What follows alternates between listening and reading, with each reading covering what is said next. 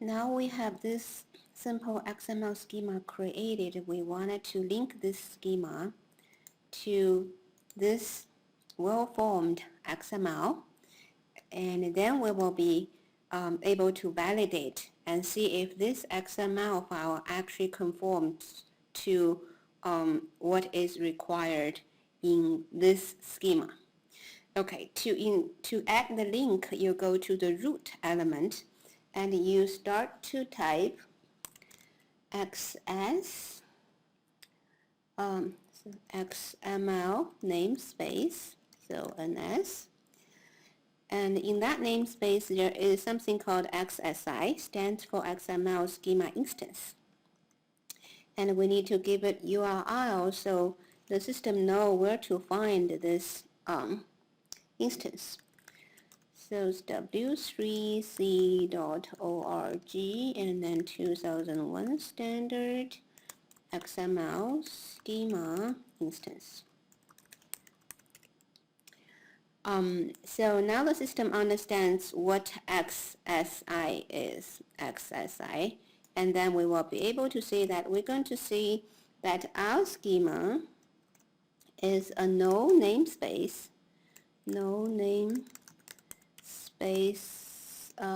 schema location. So we want to tell the system that we have a no namespace, lowercase.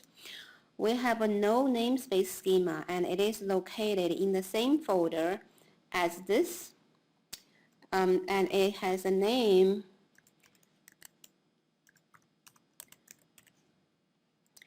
if you're not saving the schema file in the same folder as the XML file, you will have to include the complete file path here.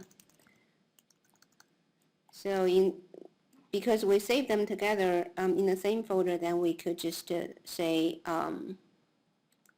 use a file name. Now we have a problem. So the system complaining that something, if you look down here, something's not right. Did I spell anything wrong?